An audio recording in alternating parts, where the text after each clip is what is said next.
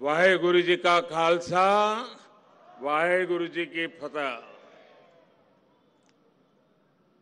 मंचस्थ सभी महानुभाव, इस कार्यक्रम में उपस्थित सभी देवियों और सज्जनों और वर्चुअली दुनिया भर से जुड़े हुए सभी महानुभाव, गुरु तेग बहादुर साहब के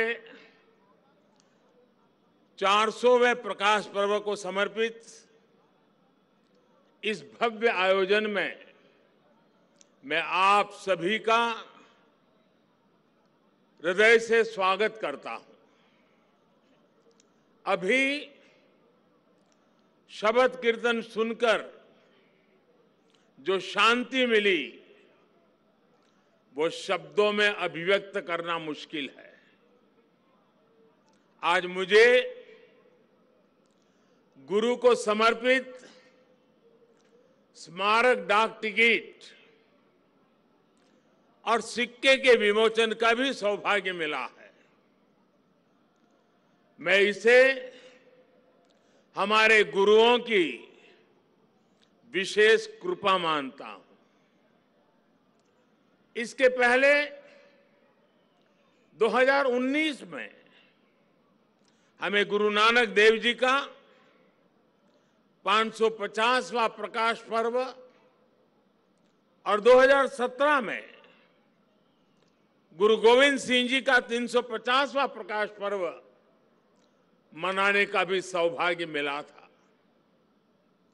मुझे खुशी है कि आज हमारा देश पूरी निष्ठा के साथ हमारे गुरुओं के आदर्शों पर आगे बढ़ रहा है।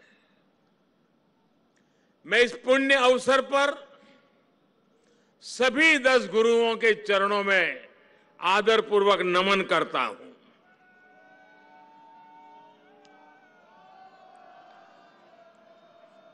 आप सभी को,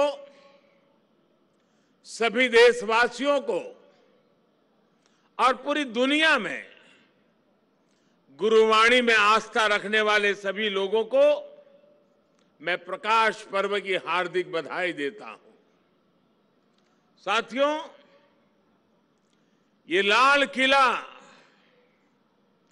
कितने ही अहम कालखंडों का साक्षी रहा है। इस किले ने गुरु तेग बहादुर साहब की शहादत को भी देखा है और देश के लिए मर मिटने वाले लोगों के हौसले को भी परखा है। आजादी के बाद के 75 वर्षों में भारत के कितने ही सपनों की गूंज यहां से प्रतिध्वनित हुई है।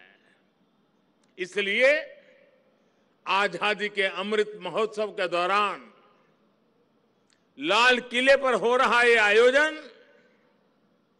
बहुत विशेष हो गया है। साथियों, हम आज जहां हैं,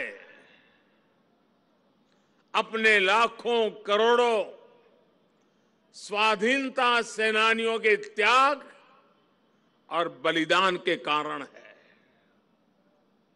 आजाद हिंदुस्तान, अपने फैसले खुद करने वाला हिंदुस्तान, लोकतांत्रिक हिंदुस्तान,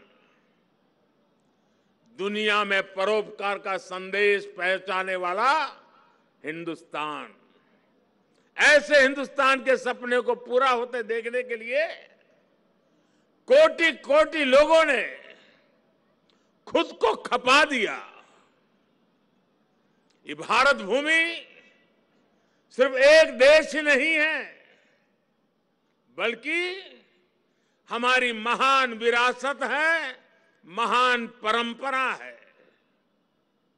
इसे हमारे ऋषियों, मुनियों, गुरुओं ने सैकड़ों हजारों सालों की तपस्या से सींचा है, उसके विचारों से समृद्ध किया है। इसी परंपरा के सम्मान के लिए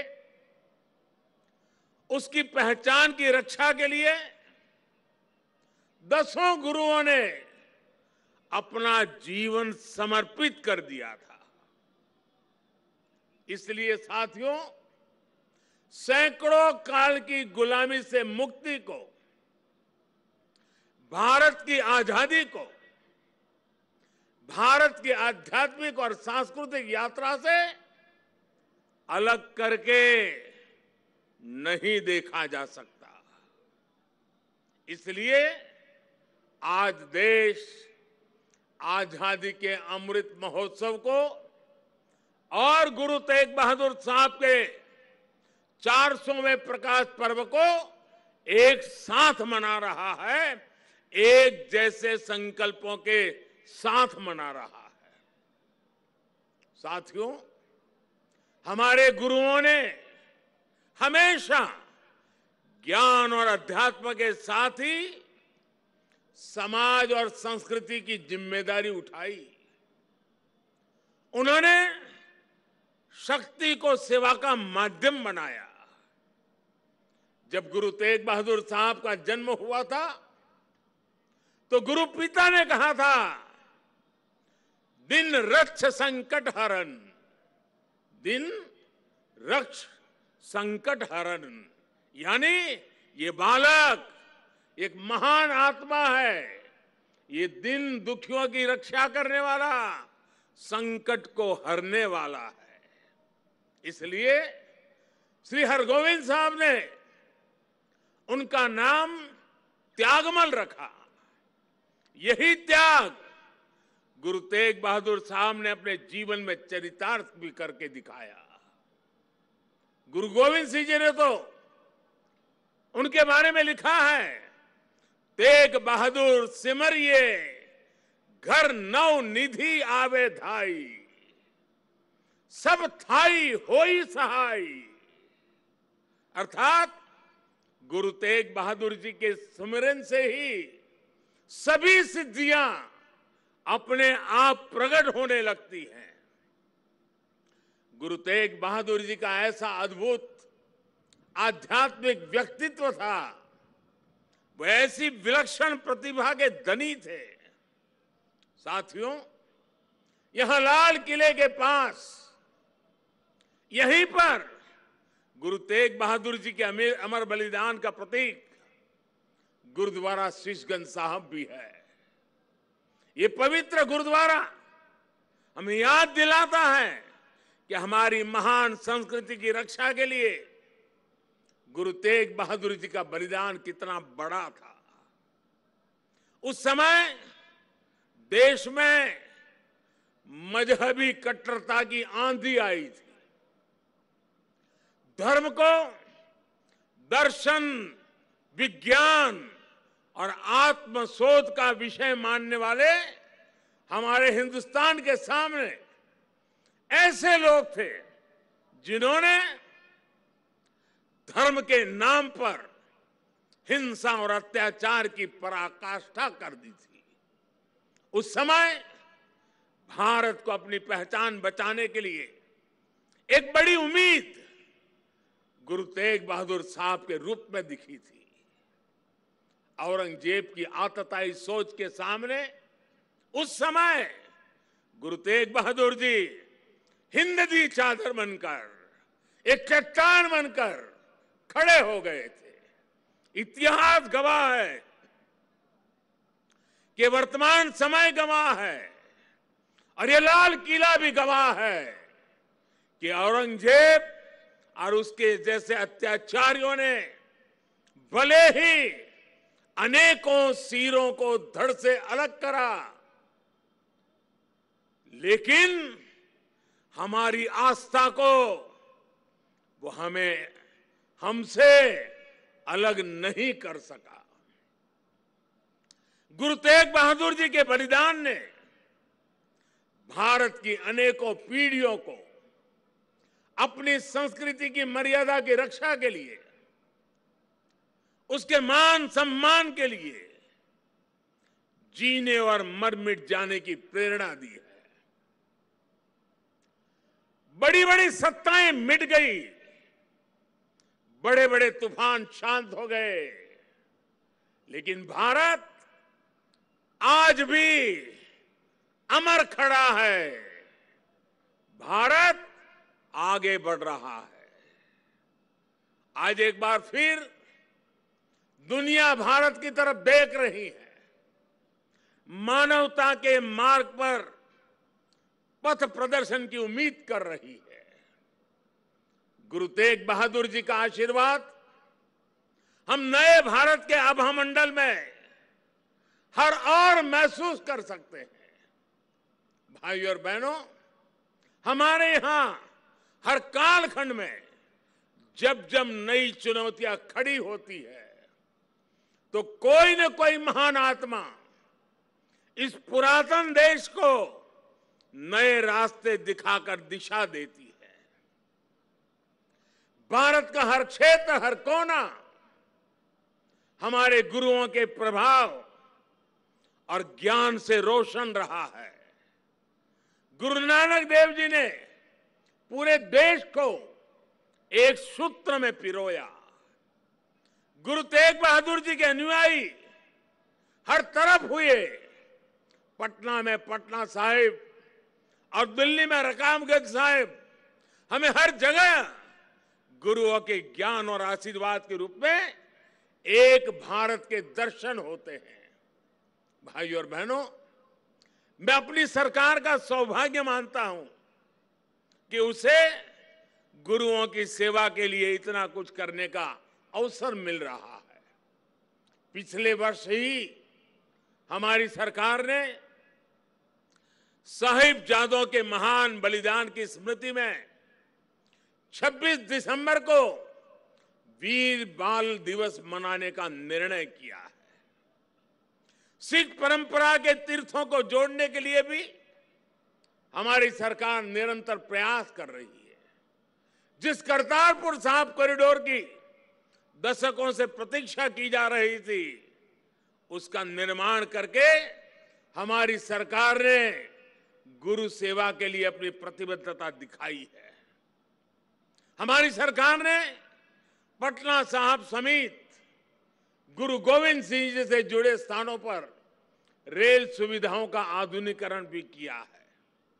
हम स्वदेश दर्शन योजना के जरिए पंजाब में आनंदपुर साहिब और अमृतसर में अमृतसर साहिब समेत सभी प्रमुख स्थानों को जोड़कर एक तीर्थ सर्किट भी बना रहे हैं।